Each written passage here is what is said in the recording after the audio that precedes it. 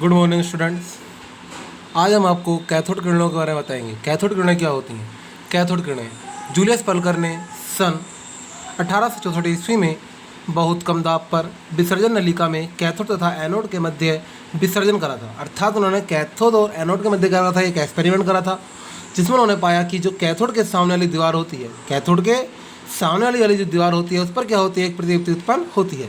अर्थात कैथोड से आदर्श किरणें निकलकर सामने की दीवार पर प्रतिदीप्ति उत्पन्न करती हैं।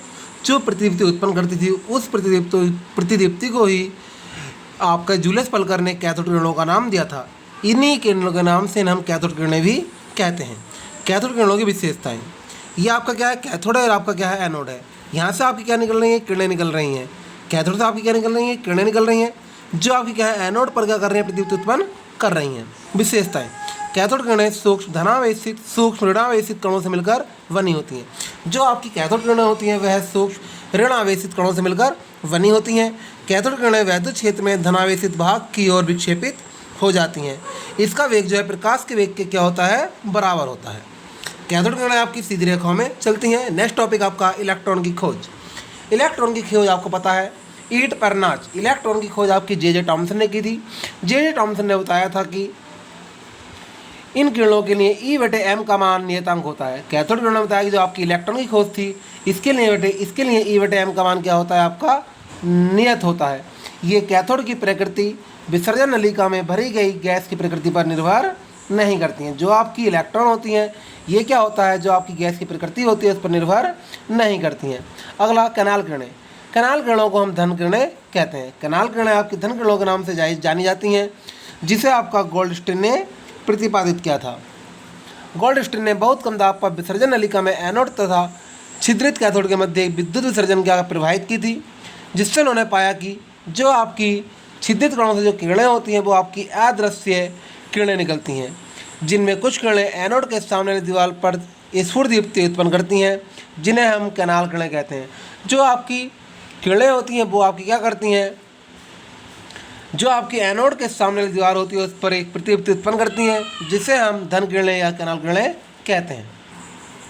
कैनाल किरणें आपकी सीधी रेखा में चलती हैं। कैनाल किरणों की वेधन क्षमता कैथोड किरणों की अपेक्षा कम होती है। जो आपकी वेधन क्षमता होती है वो कैनाल किरणों की क्या होती है, कैनाल किरणों की वेधन क्षमता कैथोड किरणों की अपेक्षा क्या होती है, कम होती है। ये किरणें प्रतिदीप्ति स्फुरदीप्ति उत्पन्न करती हैं। ये किरणें एक्स किरणें उत्पन्न नहीं करती हैं। नेक्स्ट, प्रोटॉन की खोज। प्रोटॉन की खोज आपकी ईट पर नाच पास से होता है, प्रोटॉन और रात से होता है रदरफोर्ड। तो प्रोटॉन की खोज आपकी रदरफोर्ड नामक वैज्ञानिक ने की थी। रदरफोर्ड ने कैनाल किरणों की स्पेक्ट्रमी जांच द्वारा ज्ञात किया था कि कैनाल किरणें सूक्ष्म धनावेशित कणों से मिलकर बनी होती हैं। धनावेशित होने के कारण इन्हें प्रोटॉन कहते हैं। जो आपकी किरणें थी वो धनावेशित होती थी। चूँकि धनावेशित आपका क्या होता है, प्रोटॉन होता है। जो आपका धनावेश होता है वो आपका प्रोटॉन कहलाता है, इसलिए धनावेश को उन्होंने प्रोटॉन का नाम दिया था। इन कणों के लिए E/m का मान नियतांक नहीं होता है, क्योंकि ये कैनाल की प्रकृति और विसर्जन नलिका में भरी गैस की प्रकृति पर निर्भर करती हैं। न्यूट्रॉन की खोज। न्यूट्रॉन की खोज सर जेम्स चैडविक ने की थी। उन्होंने खोज इस प्रकार की थी, उन्होंने कुछ हल्के कण जैसे वेरिलियम जैसे हल्के कणों पर एल्फा कणों की बमबारी की थी। वेरिलियम जैसे हल्के कणों पर एल्फा कणों की बमबारी की थी, जिससे इसमें आपका न्यूट्रॉन बाहर निकल जाता था। जैसे 92 पर यदि हम एल्फा कणों की बमबारी करते हैं तो उसमें हमें न्यूट्रॉन के 3 कण क्या होते हैं, प्राप्त होते हैं। इसी प्रकार वेरिलियम पर उन्होंने 2He4 क्या करा, प्रभावित कर दिया, जिससे वह कार्बन और न्यूट्रॉन में क्या हो गया, आपका परिवर्तित हो गया। नेक्स्ट, एल्फा कण प्रकीर्णन का प्रयोग या नाभिक की खोज। नाभिक जो होता है आपका, जो आपका परमाणु होता है उसके जो सेंटर में होता है वो आपका नाभिक कहलाता है, जो कि आपका एक धनावेशित होता है।